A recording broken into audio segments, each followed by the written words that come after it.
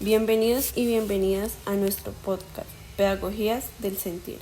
Somos María del Carmen y Caterine, estudiantes de la licenciatura en Ciencias Sociales, del curso Didáctica de la Práctica. Actualmente cursamos quinto semestre en la Universidad Surcolombiana. Este espacio surge de nuestras prácticas docentes realizadas en la institución educativa El Caguán, sede primaria, ubicada en Neiva. Más que compartir contenidos, queremos contar historias que hablen de cuerpos en movimiento, emociones que nos atravesaron y preguntas que aún no tienen respuesta. Y creo que eso es justamente lo que hace valioso este espacio, porque cuando llegamos al Caguán no solo llevábamos planeaciones, también llevábamos miedos, expectativas y muchas preguntas sin resolver. Lo que vivimos durante las prácticas va más allá de lo pedagógico. Fueron jornadas llenas de emociones que nos desbordaron, de estudiantes que no solo aprendían, sino que también nos enseñaban. Hablemos entonces de nuestro primer día. ¿Cómo fue? ¿Qué sentimos? ¿Cómo es ese lugar? Mi día comenzó antes del amanecer. A las 5 a.m. ya estaba de camino hacia el Caguán, un lugar que hasta hace poco me era casi desconocido. Está ubicado a 52 kilómetros de mi pueblo, así que el trayecto de 1 hora me da tiempo para pensar, repasar lo planeado e imaginar cómo será la jornada, inquieta, con nervios y muchas expectativas. A las 6 de la mañana, al llegar a la escuela, la jornada inicia siempre con un saludo y una oración. Pero, ¿qué hay de aquellos a quienes no nos gusta orar? Los niños me esperaban con emoción, igual que yo a ellos. Entre saludos, abrazos y preguntas, me contaron sobre sus actividades y con especial entusiasmo sobre un proyecto de ciencias naturales, en el que cuidan de 3 pequeños hámster, papá, mamá e hijo. Este proyecto me pareció innovador, ya que no solo trabajan la interdisciplinariedad, sino también la toma de decisiones y la responsabilidad, pues en cada jornada distintos estudiantes se encargan de su cuidado y todos tienen un rol.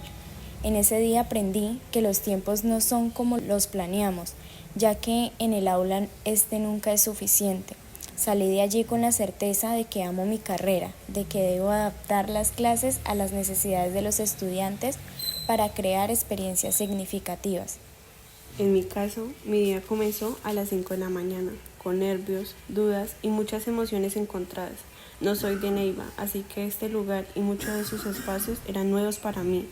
A las 5:30 emprendimos camino hacia el corregimiento del Caguán. Durante el trayecto, repensar la actividad que había planeado para presentarme al grupo.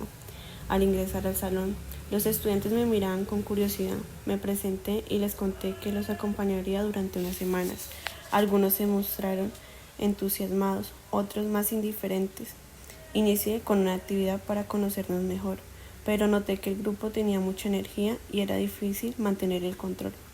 La docente titular me pidió apoyar a 4 estudiantes con dificultades de aprendizaje. Uno de ellos, un niño con autismo, me recibió con gran disposición. Saber que no ha contado con apoyo constante por falta de documentación me conmovió profundamente. Más tarde, en la clase de educación física, desarrollamos un circuito que fue muy bien recibido por los estudiantes. Participaron con entusiasmo, pero el control del grupo fue complicado. Desde que salimos del aula, comenzaron a correr y saltar sin control. Algunos incluso se cayeron. Me sentí frustrada y temerosa de que algo les ocurriera bajo mi responsabilidad.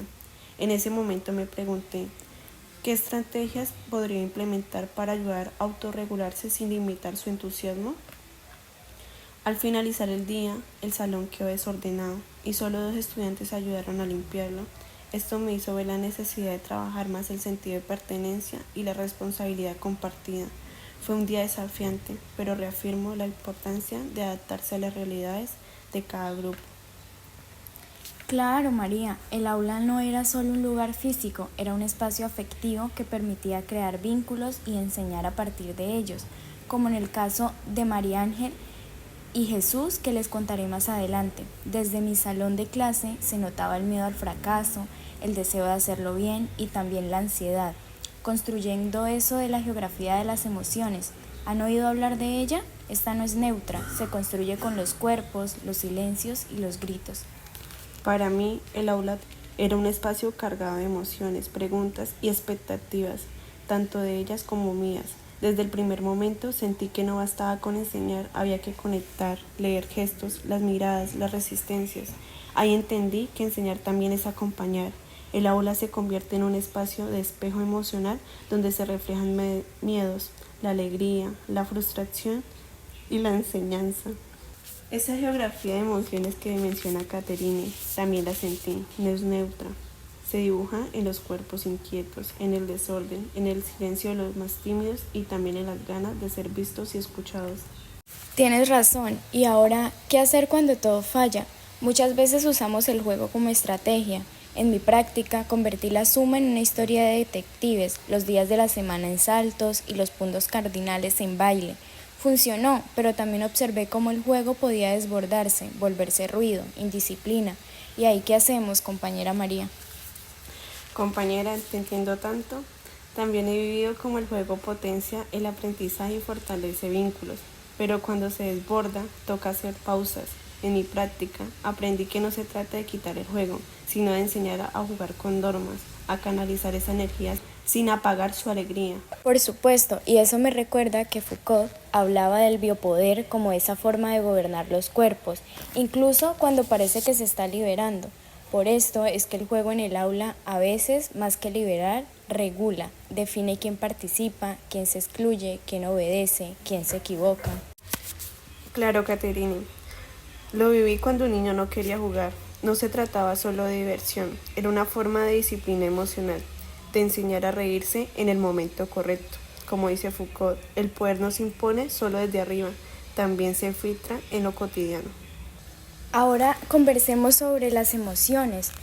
Cuando evalué por primera vez fue un choque y algo que me marcó. Escuché frases como, si pierdo mi mamá me va a regañar, o yo no sé, no puedo. Y entonces entendí el peso que llevaba en las manos. No solo eran evaluaciones, era una sentencia. Cuando llegó ese momento de calificar, me encontré con un dilema. ¿Cómo transformar lo que observé en un número? ¿Cómo cuantificar el esfuerzo, las dudas, los nervios y la historia de cada uno? Aunque usé una escala cualitativa, debía convertirla en una nota, y esa crítica constante que hemos hecho al modelo tradicional, al sistema que mide pero no comprende, ahora era lo que me condicionaba y me imagino que a ti también. Hubo 3 casos especiales, cada uno con sus propias condiciones, límites y ritmos, que no podían ser evaluados con la misma vara. En este sentido, ¿qué nota le pongo a un niño que no respondió bien pero por primera vez respondió? ¿Qué número representa el logro de intentarlo? Con ellos entendí que la evaluación también es violencia. Caterine, en el aula comprendí que las emociones son parte de todo. Enseñan, duele y también transforman. Recuerdo una clase en la que un niño rompió los colores de su compañero. Él lloraba desconsolado. Mientras intentaba medir, sentía impotencia, pero también entendí que ahí también estaba educando. No solo matemáticas, sino emociones. Otro día hicimos una actividad de dibujo para expresar lo que sentían. Algunos dibujaron a sus familias, otros su tristeza. Me di cuenta que a veces el mal comportamiento es solo una forma de pedir ayuda. Educar no solo es enseñar contenidos, es abrazar la frustración, celebrar los pequeños logros y acompañar las heridas que los niños traen, muchas veces desde casa. Sí, duele, pero también es una oportunidad para enseñar con el corazón. Estoy de acuerdo contigo, María. Las emociones producen aprendizaje de la misma manera que lo limitan. Por ejemplo, una clase puede fracasar si el miedo gobierna, y me pasaba los martes. El horror de la clase de ética luego del descanso, cuando entraba la docente que todos temen, la que enseña desde la imposición, la que grita y aleja a los niños de la idea y del deseo de aprender. Siempre es doloroso ver cómo esa clase era una tortura y cómo se rompe el proceso de enseñanza-aprendizaje, algo que no se repara con gritos ni con más autoridad. Yo espero de verdad que esa docente se evalúe, que los martes dejen de ser una pesadilla para estos niños, y por supuesto que también puede florecer si hay esa escucha y ese entendimiento entre ambas partes. Yo pienso que la docencia emocionalmente consciente transforma. Y respecto a los días que fueron de celebración para los niños, me gustaría comentar la actividad que realizamos para conmemorar el Día de la Mujer. que no sería solo un compartir, sino una oportunidad para reflexionar. La actividad giró en torno al bullying y a la igualdad. Queríamos que comprendieran la importancia del respeto y la equidad. Usamos 2 pliegos de cartulina, en uno dibujaron la silueta de una niña, en el otro a un niño, y después escribieron profesiones u oficios.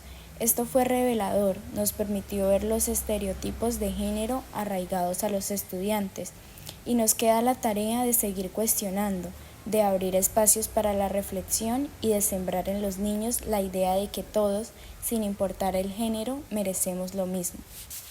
Y claro, retomando un poco sobre la evaluación, evaluar nunca ha sido solo poner una nota. En mi práctica, evaluar ha significado mirar más allá del resultado en el cuaderno. Ha sido sostener la frustración de un niño que no sabe sumar, pero lo intentaba cada día, aunque nadie lo acompañe en casa.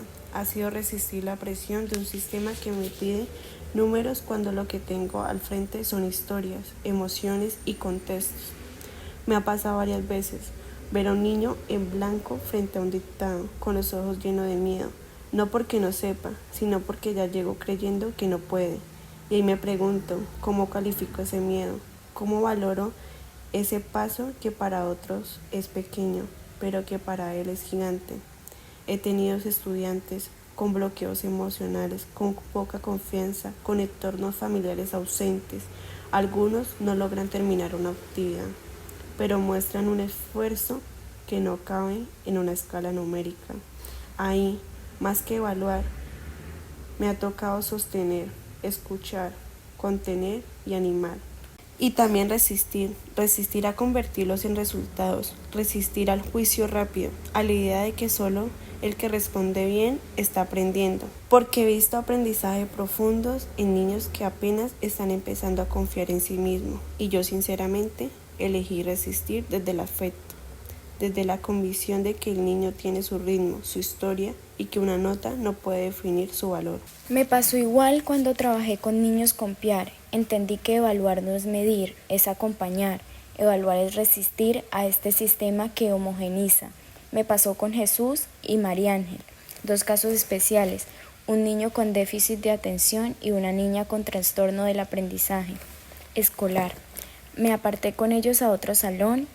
Cuando fue evaluación, era necesario acompañarlos de forma distinta, que su evaluación no fuera una carga más, sino una oportunidad de demostrar lo que saben, con calma y sin presión.